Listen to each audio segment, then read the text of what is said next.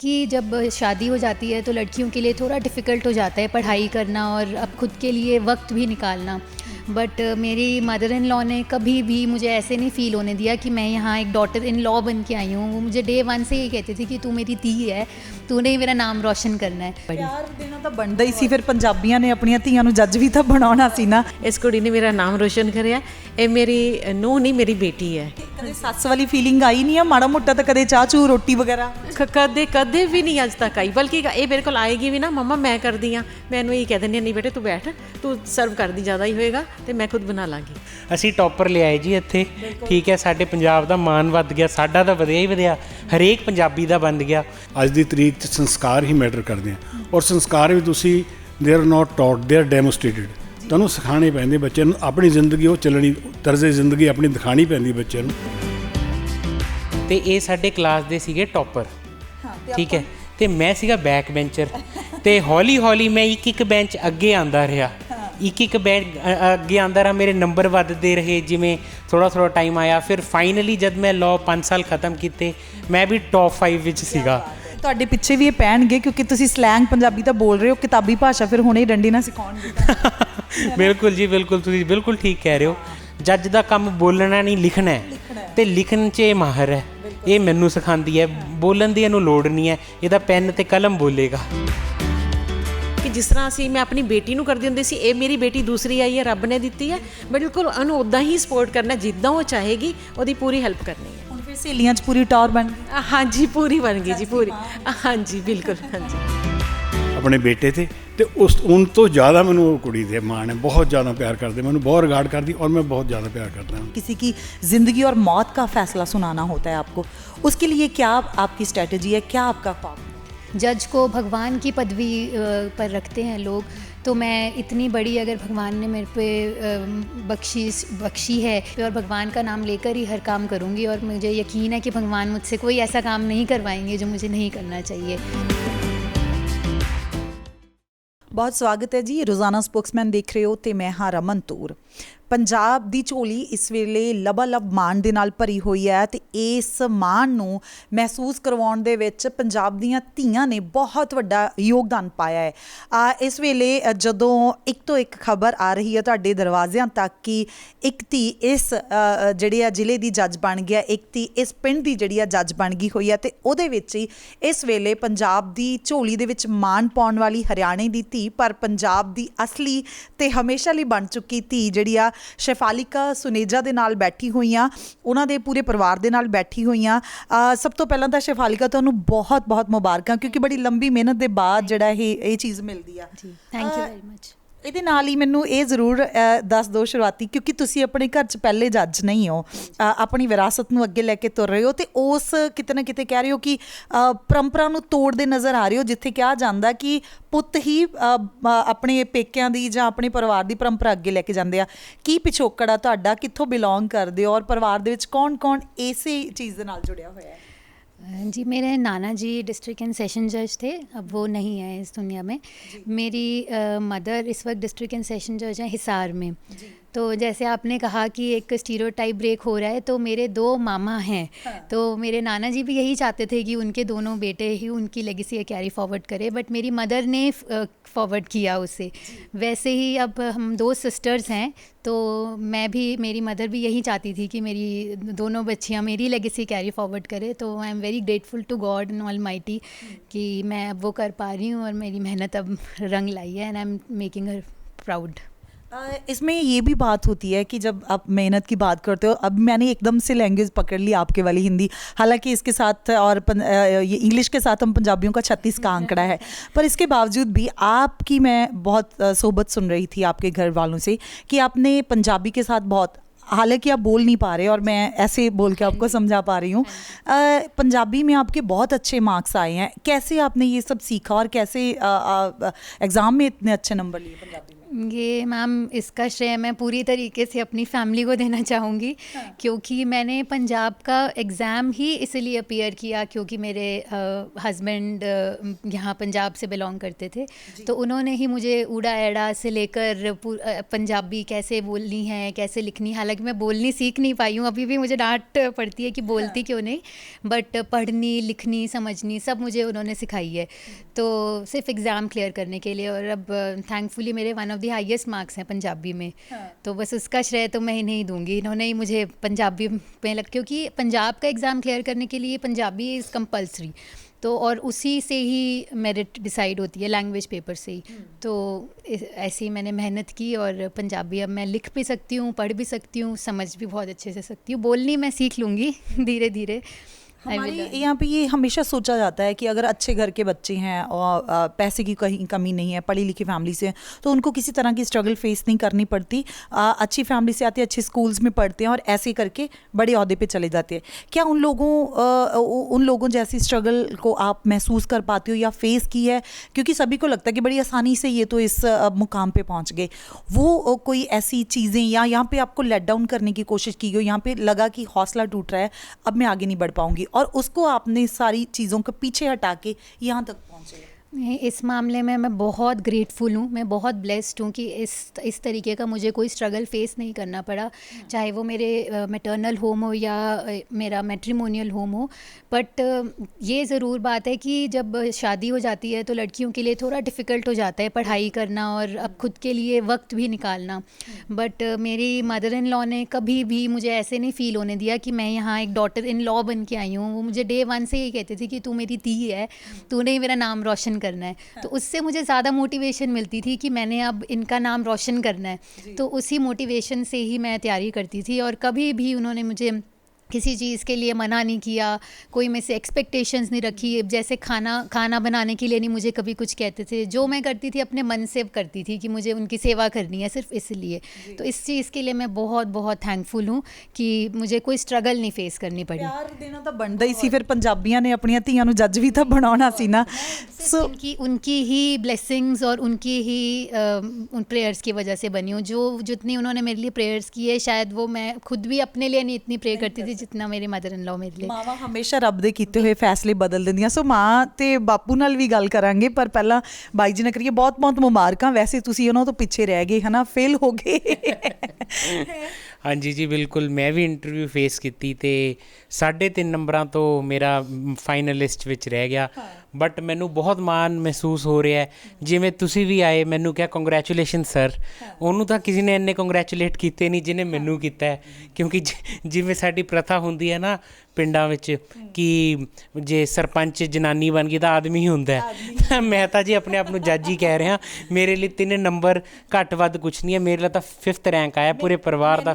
ਹਾਂਜੀ, ਮੈਂ ਵੀ ਤੁਹਾਨੂੰ ਇਸੇ ਲਈ ਕਹਿ ਪਾਈ ਕਿ ਵੀਰੇ ਤੁਸੀਂ ਫੇਲ ਹੋ ਗਏ, ਕਿਉਂਕਿ ਮੈਨੂੰ ਇਹ ਸੀਗਾ ਕਿ ਤੁਸੀਂ ਉਹ ਨੈਗੇਟਿਵਿਟੀ ਨੂੰ ਪਾਸੇ ਛੱਡ ਕੇ ਇੱਕ ਹੱਲਾਸ਼ੇਰੀ ਹੁੰਦੀ ਹੈ ਨਾ ਕਿ ਜਦੋਂ ਧੀਆਂ ਨੂੰ, ਚਾਹੇ ਉਹ ਨੂੰਹਾਂ ਹੋਣ ਚਾਹੇ ਕੋਈ ਮੈਟਰ ਹੀ ਨਹੀਂ ਕਰਦਾ, ਜਦੋਂ ਘਰ 'ਚੋਂ ਹੱਲਾਸ਼ੇਰੀ ਮਿਲਦੀ ਆ ਨਾ ਉਹ ਬੜਾ ਕੁਝ ਕਰਦੀ ਹੈ। ਬਹੁਤ ਸਾਰੀਆਂ ਬੱਚੀਆਂ ਇਸ ਕਰਕੇ ਪਿੱਛੇ ਰਹਿ ਜਾਂਦੀਆਂ ਕਿਉਂਕਿ ਘਰ ਦੇ ਇਹ ਨਹੀਂ ਹੈ ਕਿ ਪਿਆਰ ਨਹੀਂ ਕਰਦੇ, ਪਿਆਰ ਕਰਦੇ ਹੁੰਦੇ ਆ, ਪਰ ਬਾਪੂ ਕਹਿ ਨਹੀਂ ਪਾਉਂਦਾ, ਅਹਿਸਾਸ ਨਹੀਂ ਦੇ ਪਾਉਂਦਾ ਕਿ ਮੈਂ ਹੈਗਾ, ਤੂੰ ਚੱਕ ਦੇ ਫੱਟੇ। ਇਹਨਾਂ ਸਾਰੀਆਂ ਚੀਜ਼ਾਂ ਦੇ ਵਿੱਚੋਂ ਜਿਵੇਂ ਆਪਾਂ ਪੰਜਾਬੀ ਦਾ ਵੀ ਜ਼ਿਕਰ ਕਰ ਰਹੇ ਸੀਗੇ ਜਾਂ ਤੁਹਾਡੀ ਮੁਲਾਕਾਤ ਦਾ ਜ਼ਿਕਰ ਜੇ ਕਰੀਏ ਤਾਂ ਕਿੱਥੋਂ ਸ਼ੁਰੂਆਤ ਹੁੰਦੀ ਆ, ਕਿਵੇਂ ਤੁਸੀਂ ਜੁੜਦੇ ਆ ਤੇ ਫਿਰ ਕਿਵੇਂ ਇੱਕ ਦੂਜੇ ਦੀ ਢਾਲ ਬਣ ਕੇ ਹੁਣ ਮੁਕਾਮ ਹਾਸਲ ਕਰਨੇ ਸ਼ੁਰੂ ਕੀਤੇ ਆ? ਇਹ ਜੀ ਸਿਲਸਿਲਾ ਸ਼ੁਰੂ ਹੁੰਦਾ ਹੈ 2011 ਤੋਂ, ਜਦ ਅਸੀਂ ਲਾਅ ਕਾਲਜ ਵਿੱਚ ਐਡਮਿਸ਼ਨ ਲਈ ਪੰਜਾਬ ਯੂਨੀਵਰਸਿਟੀ 5 ਈਅਰ ਲਾਅ 'ਚ। ਦੂਜੇ ਸਾਲ ਵਿੱਚ ਜਾ ਕੇ ਮੇਰੀ ਇਹਨਾਂ ਨਾਲ ਮੁਲਾਕਾਤ ਹੋਈ ਤੇ ਇਹ ਸਾਡੇ ਕਲਾਸ ਦੇ ਸੀਗੇ ਟੌਪਰ। ਠੀਕ ਹੈ, ਤੇ ਮੈਂ ਸੀਗਾ ਬੈਕ ਬੈਂਚਰ ਤੇ ਹੌਲੀ ਹੌਲੀ ਮੈਂ ਇੱਕ ਬੈਂਚ ਅੱਗੇ ਆਉਂਦਾ ਰਿਹਾ, ਇੱਕ ਬੈਂਚ ਅੱਗੇ ਆਉਂਦਾ ਰਿਹਾ, ਮੇਰੇ ਨੰਬਰ ਵੱਧਦੇ ਰਹੇ ਜਿਵੇਂ ਥੋੜ੍ਹਾ ਟਾਈਮ ਆਇਆ। ਫਿਰ ਫਾਈਨਲੀ ਜਦ ਮੈਂ ਲਾਅ 5 ਸਾਲ ਖ਼ਤਮ ਕੀਤੇ ਮੈਂ ਵੀ ਟੌਪ 5 ਵਿੱਚ ਸੀਗਾ। ਅਤੇ ਹੁਣ ਮੈਂ ਵੀ ਫਿਰ ਉਸ ਤੋਂ ਬਾਅਦ ਮੈਂ ਵੀ ਐਗਜ਼ਾਮਸ ਦਿੱਤੇ। ਹੁਣ ਜਿਵੇਂ ਮੈਂ ਪੰਜਾਬ ਪੁਲਿਸ ਵਿੱਚ ਬਿਊਰੋ ਆਫ ਇਨਵੈਸਟੀਗੇਸ਼ਨ 'ਚ ਅਸਿਸਟੈਂਟ ਲੀਗਲ ਆਫਿਸਰ ਲੱਗਿਆ ਹੋਇਆ ਅਤੇ ਇਹਦੀ ਬਹੁਤ ਉਸ 'ਚ ਯੋਗਦਾਨ ਰਿਹਾ। ਮੈਨੂੰ ਪੰਜਾਬੀ ਸਿਖਾਈ, ਬਟ ਪੇਪਰ ਵਿੱਚ ਪੰਜਾਬੀ 'ਚ ਜ਼ਿਆਦਾ 1 ਨੰਬਰ ਇਹ ਲੈ ਗਈ ਮੇਰੇ ਤੋਂ।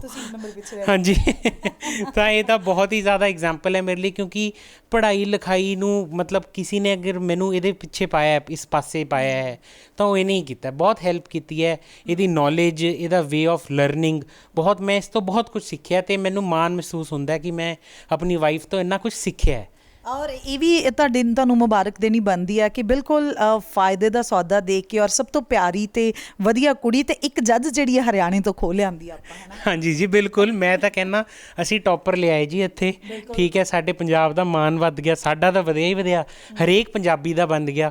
ਤੇ ਦੂਜੀ ਗੱਲ ਇਹ ਹੈ ਕਿ ਹਰਿਆਣੇ ਤੋਂ ਹੋ ਕੇ ਪੰਜਾਬੀ ਸ਼ੁਰੂ ਤੋਂ ਸਿੱਖ ਕੇ ਉਹ ਵੀ one of the highest number ਲੈਣਾ, ਇਹ ਮੇਰੇ ਲਈ ਬਹੁਤ ਵੱਡੀ ਗੱਲ ਹੈ। ਤੇ ਹਾਂਜੀ ਬਿਲਕੁਲ ਜੀ, ਆਉਣ ਵਾਲੇ ਸਮੇਂ 'ਚ ਵੀ ਮੈਂ ਇਹ ਕਹੂੰਗਾ ਕਿ ਇਹ ਸਭ ਲਈ ਐਗਜ਼ਾਮਪਲ ਰਹੇਗੀ ਕਿ ਤੁਸੀਂ ਕੋਈ ਵੀ ਚੀਜ਼ ਜੇ ਠਾਣ ਲਓ ਤੁਸੀਂ ਹਾਸਿਲ ਕਰ ਸਕਦੇ ਹੋ, ਉਹਦੇ ਪਿੱਛੇ ਪਾਓ ਤਾਂ ਤੁਹਾਡੇ ਸਾਹਮਣੇ ਕਾਮਯਾਬੀ ਹੈ। ਤੁਹਾਡੇ ਪਿੱਛੇ ਵੀ ਇਹ ਪੈਣਗੇ ਕਿਉਂਕਿ ਤੁਸੀਂ ਸਲੈਂਗ ਪੰਜਾਬੀ ਤਾਂ ਬੋਲ ਰਹੇ ਹੋ, ਕਿਤਾਬੀ ਭਾਸ਼ਾ ਫਿਰ ਹੁਣੇ ਡੰਡੇ ਨਾਲ ਸਿਖਾਉਣਗੇ।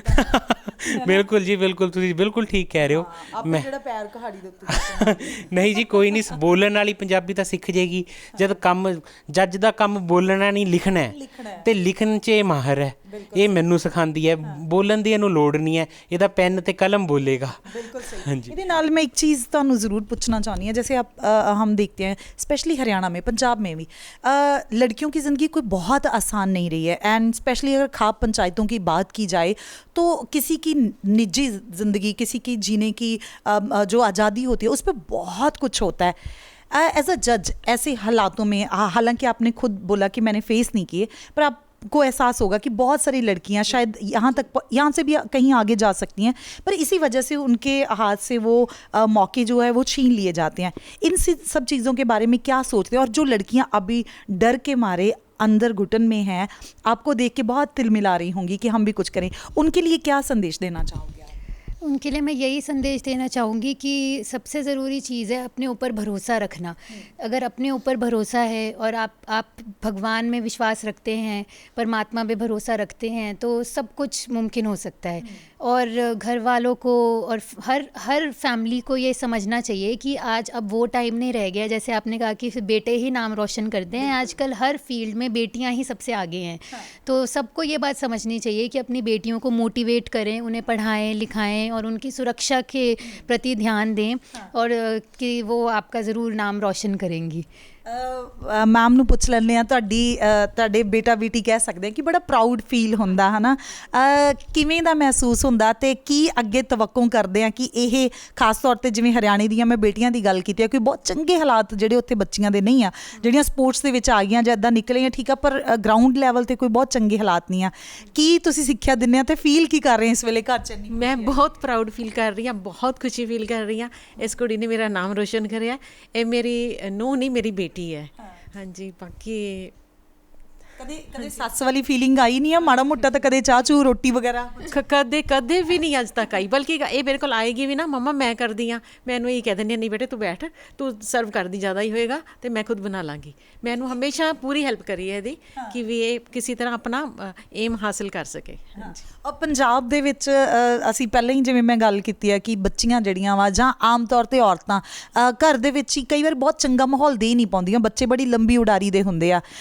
ਹੁਣ ਤੁਸੀਂ ਤਾਂ ਖੁਦ ਇਹ ਚੀਜ਼ਾਂ ਕਰਦੇ ਹੋ, ਕਿੰਨਾ ਕੁ ਲੱਗਦਾ ਕਿ ਘਰ ਦੀਆਂ ਮਾਵਾਂ ਭੈਣਾਂ ਨੂੰ ਬਦਲ ਜਾਣਾ ਚਾਹੀਦਾ? ਘਰ ਦੇ ਕੰਮ ਬਹੁਤ ਜ਼ਰੂਰੀ ਆ, ਪਰ ਬੱਚਿਆਂ ਨੂੰ ਇਸ ਤਰ੍ਹਾਂ ਵੀ ਖੰਭ ਦਿੱਤੇ ਜਾ ਸਕਦੇ? ਹਾਂ, ਨਹੀਂ ਬਿਲਕੁਲ ਬਦਲਣਾ ਚਾਹੀਦਾ, ਸਾਰਿਆਂ ਨੂੰ ਜ਼ਰੂਰ ਸਪੋਰਟ ਕਰਨਾ ਚਾਹੀਦਾ ਆਪਣੇ ਬੱਚਿਆਂ ਨੂੰ। ਮੈਂ ਹਮੇਸ਼ਾ ਇਹੀ ਸੋਚਿਆ ਹੋਇਆ ਸੀਗਾ ਕਿ ਜਿਸ ਤਰ੍ਹਾਂ ਮੈਂ ਆਪਣੀ ਬੇਟੀ ਨੂੰ ਕਰਦੀ ਹੁੰਦੀ ਸੀ, ਇਹ ਮੇਰੀ ਬੇਟੀ ਦੂਸਰੀ ਆਈ ਹੈ, ਰੱਬ ਨੇ ਦਿੱਤੀ ਹੈ, ਬਿਲਕੁਲ ਉਹਨੂੰ ਉੱਦਾਂ ਹੀ ਸਪੋਰਟ ਕਰਨਾ, ਜਿੱਦਾਂ ਉਹ ਚਾਹੇਗੀ ਉਹਦੀ ਪੂਰੀ ਹੈਲਪ ਕਰਨੀ ਹੈ। ਹੁਣ ਫਿਰ ਸਹੇਲੀਆਂ 'ਚ ਪੂਰੀ ਟੌਰ ਬਣ ਗਈ? ਹਾਂਜੀ, ਪੂਰੀ ਬਣ ਗਈ ਜੀ, ਪੂਰੀ।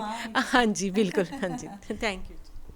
ਅੰਕਲ ਤੁਹਾਨੂੰ ਕਿਵੇਂ ਫੀਲ ਹੁੰਦਾ? ਤੁਹਾਡਾ ਬੇਟਾ ਬੜੀ ਚੜ੍ਹਦੀ ਕਲਾ ਵਾਲਾ, ਔਰ ਇਹ ਬੜੀ ਘਰੋਂ ਸੰਸਕਾਰ ਮਿਲਦੇ ਹੁੰਦੇ ਆ ਕਿ ਜੇ ਬੰਦੇ ਨੂੰ ਇਹ ਹੁੰਦਾ ਕਿ ਜਿਵੇਂ ਵੀਰੇ ਨੇ ਕਿਹਾ ਕਿ ਸਰਪੰਚ ਜਿਹੜੀ ਆ ਘਰ ਵਾਲੀ ਹੁੰਦੀ ਆ ਤੇ ਸਰਪੰਚੀ ਜਿਹੜਾ ਘਰ ਵਾਲਾ ਰੋਬ ਦਾ ਮਾਰ ਰਿਹਾ ਹੁੰਦਾ। ਈਵਨ ਕਿ ਸਾਡੇ ਬਹੁਤ ਸਾਰੇ ਆਫਿਸਰਾਂ ਦੀਆਂ ਅਸੀਂ ਖਬਰਾਂ ਰੋਜ਼ ਵਾਂਗੂ ਚਲਾਉਂਦੇ ਆ। ਕਿਵੇਂ ਫੀਲ ਹੁੰਦਾ? ਕਿਉਂਕਿ ਤੁਹਾਡੇ ਤੋਂ ਹੀ ਸੰਸਕਾਰ ਅੱਗੇ ਮਿਲੇ ਹੋਣੇ ਆ ਕਿ ਜਿਵੇਂ ਭੈਣ ਨੂੰ ਸਪੋਰਟ ਕੀਤਾ ਤੇ ਉਵੇਂ ਆਪਣੀ ਵਾਈਫ ਦੀਆਂ ਉਹ ਚੀਜ਼ਾਂ ਖੁਦ ਵੀ ਨਹੀਂ ਦੱਸ ਰਹੇ ਜਿਹੜੀਆਂ ਲੱਭ ਕੇ ਲਿਆ ਰਹੇ ਆ ਕਿ ਆਹ ਪੋਜ਼ਿਟਿਵ ਚੀਜ਼ ਆ, ਆਹ ਪੋਜ਼ਿਟਿਵ ਚੀਜ਼ ਆ। ਫੀਲ ਕਿਵੇਂ ਹੋ ਰਿਹਾ ਤੇ ਇੱਦਾਂ ਦੇ ਸੰਸਕਾਰ ਆਪਣੇ ਬੱਚਿਆਂ ਨੂੰ ਦੇਣੇ ਕਿੰਨੇ ਕੁ ਜ਼ਰੂਰੀ ਲੱਗਦੇ ਤੁਹਾਨੂੰ? ਬਹੁਤ ਜ਼ਰੂਰੀ ਹੈ ਜੀ। ਅੱਜ ਦੀ ਤਰੀਕ 'ਚ ਸੰਸਕਾਰ ਹੀ ਮੈਟਰ ਕਰਦੇ ਆ, ਔਰ ਸੰਸਕਾਰ ਵੀ ਤੁਸੀਂ they are not taught, they are demonstrated. ਤੁਹਾਨੂੰ ਸਿਖਾਉਣੇ ਪੈਂਦੇ ਬੱਚਿਆਂ ਨੂੰ, ਆਪਣੀ ਜ਼ਿੰਦਗੀ ਉਹ ਚੱਲਣੀ, ਤਰਜ਼ੇ ਜ਼ਿੰਦਗੀ ਆਪਣੀ ਦਿਖਾਉਣੀ ਪੈਂਦੀ ਬੱਚਿਆਂ ਨੂੰ ਵੀ ਤੁਸੀਂ ਕਿਵੇਂ ਅੱਗੇ ਜਾ ਕੇ ਚੱਲਣਾ। ਔਰ ਮੇਰੇ ਬੱਚੇ, ਬੇਟੀ ਵੀ ਸ਼ਫਾਲਿਕਾ ਵੀ ਬਹੁਤ ਮੇਰਾ ਨੇ ਕਹਿਣਾ ਮੰਨਿਆ ਲਾਈਫ 'ਚ ਜੋ ਮੈਂ ਕਿਹਾ ਇਹ ਮੁੰਡੇ ਨੇ ਕੀਤਾ। ਇਹ ਨੈਸ਼ਨਲ ਪਲੇਅਰ ਸੀ ਕ੍ਰਿਕਟ ਦਾ। ਮੈਂ ਇਹਨੂੰ ਕਿਹਾ ਤੂੰ ਕ੍ਰਿਕਟ ਨਹੀਂ ਖੇਡਣੀ, ਨੋਨ ਮੈਡੀਕਲ ਹੈ। ਇਹਨੇ ਨਾਨ ਮੈਡੀਕਲ ਲਿੱਤਾ, ਪੈਕ 'ਚ ਇਹਦੀ ਐਡਮਿਸ਼ਨ ਹੋ ਗਈ। ਉੱਧਰੋਂ ਇਹਨੇ ਲਾਅ ਦਾ ਐਂਟਰੈਂਸ ਦਿੱਤਾ, ਲਾਅ 'ਚ ਐਡਮਿਸ਼ਨ ਹੋ ਗਈ। ਮੈਨੂੰ ਕਹਿੰਦਾ ਪਾਪਾ ਮੈਂ ਇੰਜੀਨੀਅਰਿੰਗ ਹੈ, ਮੈਂ ਲਾਅ ਕਰਨੀ ਹੈ। ਮੈਂ ਕਿਹਾ ਬੇਟਾ ਤੈਨੂੰ ਮੈਂ ਕ੍ਰਿਕਟ ਤੋਂ ਹਟਾਤਾ, ਹੁਣ ਤੇਰੀ ਮਰਜ਼ੀ ਹੈ, ਜੋ ਮਰਜ਼ੀ ਕਰ। ਫਿਰ ਇਹਨੇ ਲਾਅ ਕੀਤੀ, ਲਾਅ 'ਚ ਐਕਸੈਲ ਕੀਤਾ, ਕਾਫੀ ਕੁਝ, ਜਿੱਥੇ ਵੀ ਕੋਈ ਐਗਜ਼ਾਮ ਦਿੰਦਾ ਤਕਰੀਬਨ ਕਲੀਅਰ ਕਰ ਜਾਂਦਾ। ਮੈਨੂੰ ਬੜਾ ਮਾਣ ਹੈ ਇੱਥੇ ਆਪਣੇ ਬੇਟੇ ਤੇ ਉਸ ਤੋਂ ਜ਼ਿਆਦਾ ਮੈਨੂੰ ਉਹ ਕੁੜੀ 'ਤੇ ਮਾਣ ਹੈ। ਬਹੁਤ ਜ਼ਿਆਦਾ ਪਿਆਰ ਕਰਦੇ, ਮੈਨੂੰ ਬਹੁਤ ਰਿਗਾਰਡ ਕਰਦੀ, ਔਰ ਮੈਂ ਬਹੁਤ ਜ਼ਿਆਦਾ ਪਿਆਰ ਕਰਦਾ ਉਹਨੂੰ। ਮੈਂ ਨਾ ਹਮੇਸ਼ਾ ਇਹ ਗੱਲ, ਮੈਂ ਪਿੱਛੇ ਵੀ ਇਹ ਗੱਲ ਕਰ ਰਹੀ ਸੀਗੀ ਕਿ ਹਮੇਸ਼ਾ ਹੀ ਸਾਨੂੰ ਇਹ ਲੱਗਦਾ ਸਾਡੇ ਬੱਚੇ ਬਹੁਤ ਵਧੀਆ ਰਹਿਣ, ਇੱਜ਼ਤ ਦੇ ਪੱਖੋਂ, ਮਾਨ ਸਨਮਾਨ ਦੇ ਪੱਖੋਂ, ਤੇ ਪਰ ਕਿਤੇ ਨਾ ਕਿਤੇ ਬੱਚੇ ਵੀ ਇਹ ਚਾਹੁੰਦੇ ਹੁੰਦੇ ਆ ਕਿ ਸਾਡੇ ਮਾਪੇ ਸਾਨੂੰ ਵਧੀਆ ਇਤਿਹਾਸ ਦੇਣ, ਸਾਡੇ ਮਾਪਿਆਂ ਦੀ ਬਹੁਤ ਇੱਜ਼ਤ, ਆਨ ਬਾਨ, ਸ਼ਾਨ ਹੋਵੇ, ਜਿਹਦੇ ਤੇ ਅਸੀਂ ਪ੍ਰਾਊਡ ਕਰ ਸਕੀਏ। ਇਹ ਕਿੰਨਾ ਕੁ ਜ਼ਰੂਰੀ ਆ ਕਿ ਅੱਜ ਦੇ ਬੱਚੇ ਜਦੋਂ ਹੀਰੋ ਹੀਰੋਇਨਾਂ ਦੇ ਵਿੱਚ ਜਾਂ ਐਸੇ ਲੋਕਾਂ ਦੇ ਵਿੱਚ ਜਿਨ੍ਹਾਂ ਦੇ ਬਾਰੇ 'ਚ ਕੁਝ ਪਤਾ ਵੀ ਨਹੀਂ ਹੁੰਦਾ, ਉਹਨਾਂ ਨੂੰ ਆਈਡੀਅਲ ਚੁਣਦੇ ਆ, ਉੱਥੇ ਪੇਰੈਂਟਸ ਦਾ ਆਪਣੇ ਬੱਚਿਆਂ ਲਈ ਆਈਡਲ ਹੋਣਾ ਕਿੰਨਾ ਕੁ ਜ਼ਰੂਰੀ ਹੈ? ਨਹੀਂ, ਇਹ ਤੁਸੀਂ ਗੱਲ ਬਿਲਕੁਲ ਠੀਕ ਕਹੀ ਹੈ। ਆਪਣੇ ਪੇਰੈਂਟਸ ਦੀ ਤਰਜ਼ ਜ਼ਿੰਦਗੀ ਦੇਖ ਕੇ ਉਹਨੂੰ ਆਪਣੀ ਲਾਈਫ ਜੀਣੀ ਚਾਹੀਦੀ ਹੈ, ਔਰ ਫਿਰ ਪੇਰੈਂਟਸ ਦੀ ਵੀ ਡਿਊਟੀ ਬਣਦੀ ਵੀ ਉਹਨੂੰ ਅੱਛੇ ਸੰਸਕਾਰ ਅਤੇ ਅੱਛਾ ਰਸਤਾ ਜਿੰਦੇ ਦਿਖਾਉਣ। ਪਰ ਮੈਂ ਦੇਖਿਆ ਵੀ ਬੱਚਿਆਂ ਨੇ, ਮੈਂ ਇਹਨੂੰ ਕਿਸੇ ਚੀਜ਼ ਦੀ ਕਮੀ ਨਹੀਂ, ਨਾ ਸਾਨੂੰ ਹੈ, ਬਹੁਤ ਅੱਛਾ ਹੈ। ਇਹ ਮੁੰਡੇ ਨੇ ਪੜ੍ਹਿਆ, ਸਟਰਗਲ ਕੀਤੀ, ਬਹੁਤ ਮਿਹਨਤ ਕੀਤੀ, ਕਈ ਵਾਰ ਤਾਂ ਪੜ੍ਹਦੇ ਨੂੰ ਦੇਖ ਕੇ ਤਰਸ ਵੀ ਆਉਂਦਾ ਸੀ।